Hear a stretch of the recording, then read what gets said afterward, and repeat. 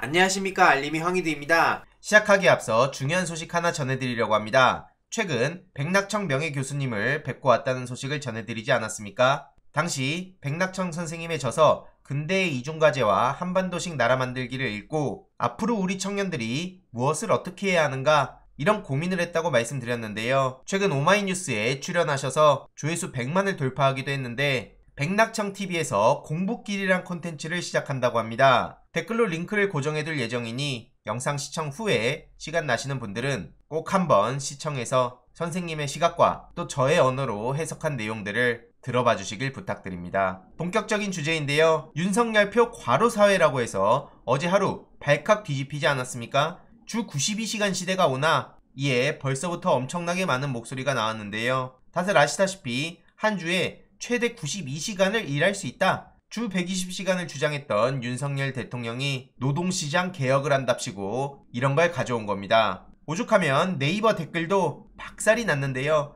대통령부터 모범을 보여라. 자기는 맨날 늦고 북한이 미사일 쏴도 회의 참석도 안 하는데 참 한가하구나. 대통령도 안 하는 걸 국민들이 왜 해야 되냐. 대한민국이 역행한다. 이런 비판의 목소리가 나왔고요. 오히려 재계에서는 정부의 입장에 환영한다. 일할 맛 날 거다. 이런 입장이 나왔습니다. 경총에서도 환영한다는 입장을 보였고요. 이외로도 중소기업중앙회, 한국중견기업연합회, 그리고 전국경제인연합회 등 기업 측에서는 하나같이 환영한다는 반응을 보인 겁니다. 해당 소식을 접한 시민들은 재계에서 환영한다는 건 노동계는 죽어났다는 얘기다. 일할 맛은 근로자들이 해야지 자본가가 일할 맛을 대신 표현한다? 일 시키는 맛 난다는 얘기 아니냐? 이런 반응들이 나오고 있고요. 말 그대로 대한민국이 발칵 뒤집히자 오늘 오전에 갑자기 속보로 정부 공식 발표 아니다. 이렇게 꼬리 자르는 모습을 보였습니다. 대선 과정에서도 흔히 봤던 장면 아닙니까? 툭 던져놓고 논란되면 자기 입장 아니다. 실무진의 실수다. 착오다. 지긋지긋합니다. 도대체 국가 시스템이라는 게 있나 할 정도로 형편없다는 생각밖에 안 드는데요. 오죽하면 정부인가 재벌 단체인가 기만적인 윤석열 정부라는 비판까지 나올 정도입니다. 규제 완화로 경제 활력을 되찾겠다는 착각을 하고 있다는 지적도 나오고 있는데요.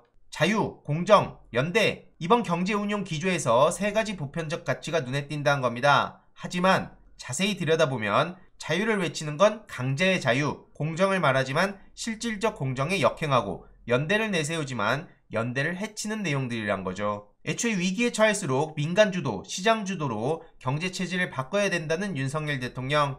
논리적이지도 않고 사실에 반한다는 비판의 목소리가 나오고 있고요. 오히려 위기에 처할수록 복지, 사회안전망, 그리고 국가와 공공부문의 위기관리 역량의 중요성이 더 커지는데 이런 와중에 시장 주도로 완전히 바꾼다는 소리나 하고 있으니 대한민국이 역행한다는 지적이 나올 수밖에 없는 겁니다. 이에 많은 시민들도 머리에 아무것도 든 것이 없는 사람을 지도자로 만든 건 국민이다. 대부분의 서민들이 부자를 걱정하는 이상한 나라가 된 것 같다. 대한민국은 5년간 시계가 거꾸로 흘러갈 것이다. 이런 다양한 비판의 목소리가 나오고 있는데요. 민주당은 빠르게 전열을 정비하고 서민 중산층의 정당으로 거듭나야 된다고 생각합니다. 이외로도 안전 중시 버려라. 원전 업계는 전쟁터다. 이런 망언을 내뱉어서 논란에 휩싸이기도 했는데요. 안전을 중시하는 관료적인 사고는 버리라고 주문을 한 거죠. 관계 기관들의 안전 점검을 불신해서 원전에 대한 불안을 가중시키는 원인이 될 수 있다는 비판이 나오고 있고요. 전문가들도 대통령으로선 해서 안 될 무모하고 무책임한 발언이다. 정말로 그런 얘기를 했다고는 믿기지 않을 정도다. 이렇게 비판을 했습니다. 만약 고리원전 사용 후 핵연료 저장소에서 화재가 나면 우리나라 절반 이상이 피난구역이 될 수 있다는 분석도 있는데 원전 안전을 너무 쉽게 생각하는 것 같다는 지적도 나오고 있죠. 국민의 안전을 책임지는 한 나라의 대통령 입에서 나와선 안 될 심각한 발언이라는 지적도 나오고 있고요.